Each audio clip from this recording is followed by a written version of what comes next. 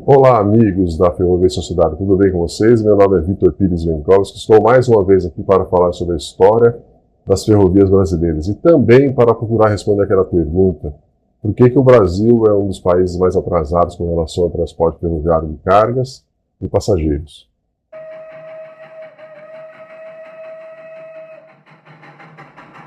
Neste 58º episódio, eu vou estar conversando com vocês sobre passagens em nível. É um assunto muito importante. Passagem em nível, para quem não sabe, é o cruzamento entre ferrovia e rodovia ou alguma via urbana, e também conhecido como cruzamento rodoferroviário. Então é uma situação importante, é um assunto muito importante a ser discutido. Eu vou estar falando um pouco sobre isso nesse episódio, né? Qual que é a situação e qual a minha opinião sobre as passagens em nível no nosso país, né? Então, é importante a gente usar um pouco a história para explicar, né, como que a passagem em nível se relaciona aí ao longo do tempo, né? Então, antes das privatizações, nós tínhamos uma outra realidade muito diferente da realidade atual. Então, antes das privatizações, o que a gente observa é que o fluxo dos trens, né, as privatizações aconteceram a partir da década de 90, né? Então, antes da década de 90, o fluxo dos trens era muito reduzido. E as composições, de uma certa forma, muito menores também do que existe atualmente, né? Então, por conta disso, antes das privatizações, a passagem em nível não era uma preocupação muito grande e a gente não estava muito ligado ao que fazer com essas passagens em nível, né?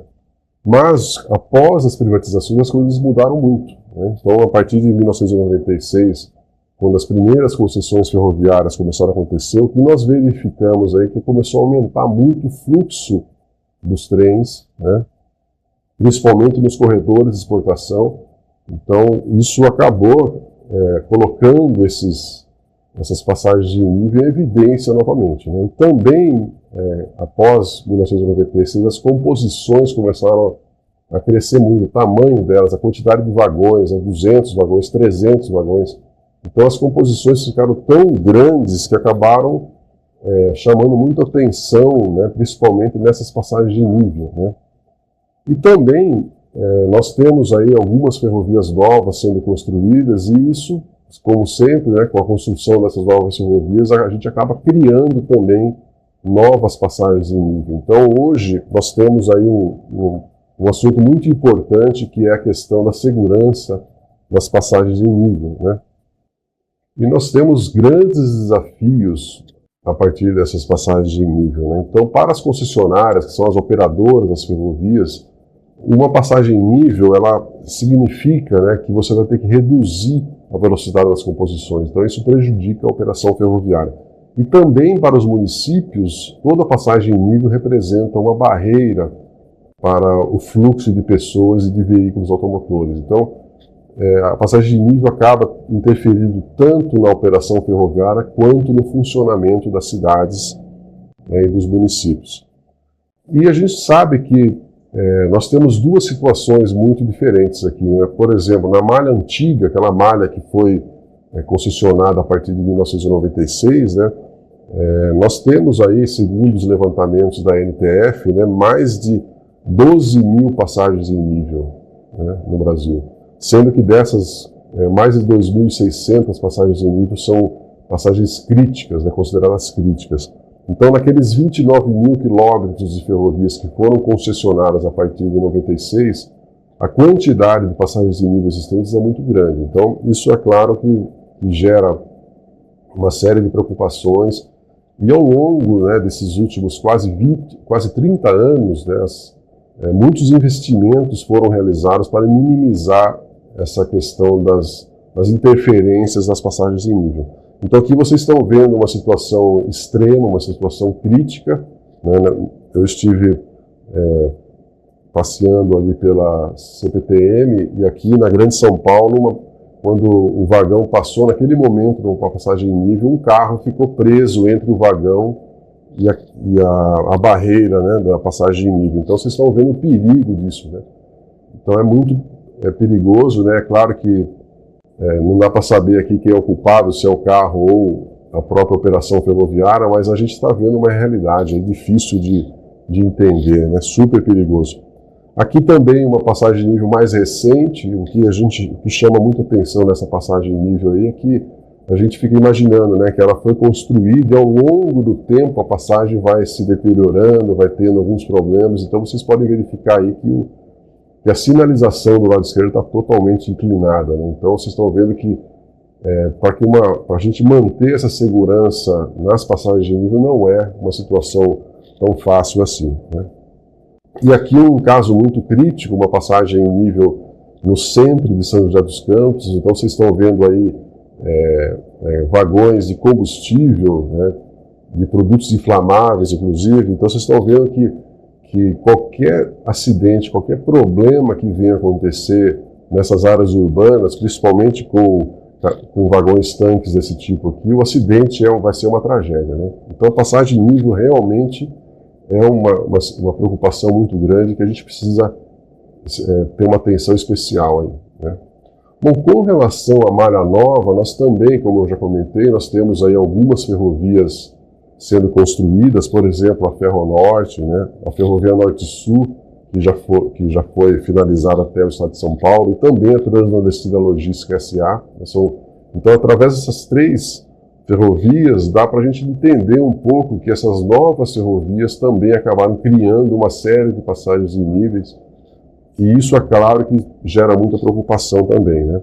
E daí o que a gente observa, olhando aí principalmente através de imagens de satélite, em algumas visitas em campo, a gente verifica que a gente pode classificar aí essas novas passagens de nível de dois tipos. Uma que são aquelas oficiais, que foram construídas e projetadas através, né, da construção da ferrovia, e também aquelas não oficiais, que geralmente são criadas a partir da dinâmica local ali, né? Então, os moradores locais, as empresas locais, ou aqueles que tinham o costume de fazer alguns trajetos aí, quando eles se deparam com uma ferrovia, eles acabam criando passagens de nível não oficiais e não sinalizadas, né? Então aqui, só para ilustrar uma imagem aérea aí da Ferrovia Norte-Sul, na cidade de Estreito, no Maranhão. Então vocês estão vendo ao lado esquerdo uma passagem subterrânea, que é o ideal, né? Uma passagem que você não tem interferência, e na parte de cima, né, da imagem, uma passagem em nível. E essa imagem ela mostra também aquilo que eu já comentei, né, que você acaba construindo uma passagem em nível, faz toda a sinalização e ao longo do tempo vai se degradando, né? Essa sinalização vai se degradando, as coisas vão praticamente sumindo da imagem, né? Vocês podem verificar ali que não tem quase sinalização no solo, pelo menos, né? E isso acaba gerando muita preocupação. Aqui também um outro caso interessante também da Ferrovia Norte-Sul no Tocantins. Então é um cruzamento rodoferroviário entre a Ferrovia Norte-Sul e uma rodovia estadual ali, que no caso ela está, vocês podem verificar na imagem aí, que é uma rodovia de terra, né? Então isso aqui é muito comum também, a partir da Ferrovia Norte-Sul, né, dezenas e dezenas de passagens de níveis foram criadas daqueles dois tipos que eu comentei, né? Uma que é oficial, criada a partir do projeto da ferrovia, e depois uma série de outras passagens de níveis não oficiais. E é importante, uma das características da construção das ferrovias é você criar barreiras também, que você não consegue transpor uma ferrovia a partir de passagens de nível. Então também são criadas passagens subterrâneas. Então aqui vocês podem ver pela foto uma passagem subterrânea da Ferrovia Transnordestina S.A., lá em Salgueiro, né?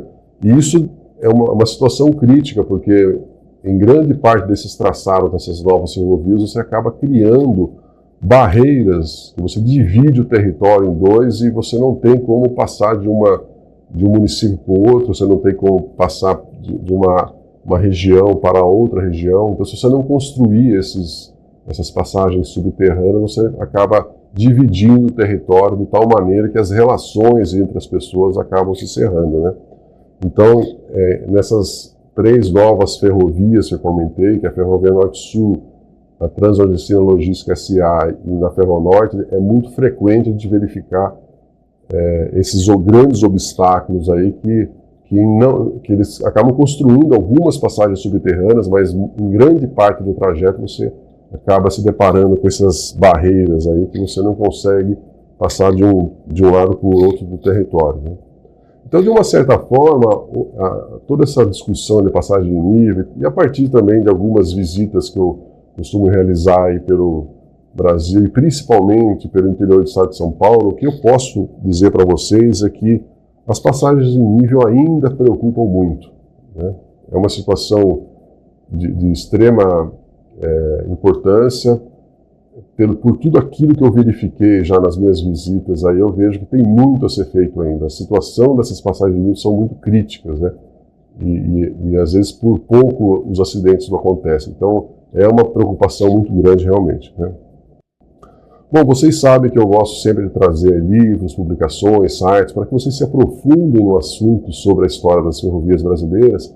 E nesse episódio eu vou, claro, né, como eu estou tratando de passagens de nível, eu quero que vocês acessem esse Manual Brasileiro de Sinalização de Trânsito, que é específico para a sinalização de cruzamentos rodoferroviários. Então é muito interessante, porque ali ele especifica exatamente quando deve ser colocado uma sinalização de passagem de nível, que tipo de sinalização é essa, que tipo de equipamento deve ser utilizado, qual a velocidade aí que é permitido construir passagens de nível, né? Porque em alguns casos, quando a velocidade do trem é muito alta, você tem que realmente construir alguma obra, por exemplo, como uma passagem subterrânea, porque você não pode ter construção de passagem de nível numa determinada velocidade. Então esse documento aqui ele explica muito sobre isso, ele detalha bastante sobre passagem de nível, sobre sinalização, sobre equipamentos, então é muito interessante.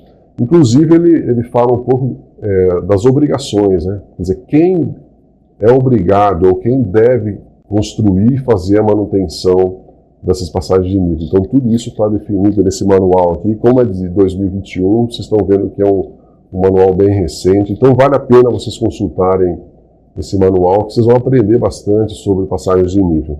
E também é importante a gente, conhecendo um pouco sobre esse manual aqui, a gente consegue verificar, né, quando a gente visita algumas passagens de nível pelo Brasil, aí, se ela foi feita de forma adequada, ou se ela está adequada, se ela está de acordo com a norma, se a manutenção dessas passagens de nível está correta. Então é importante a gente, quando for falar de passagem de nível, a gente conhecer um pouco sobre a sinalização dessas passagens de nível.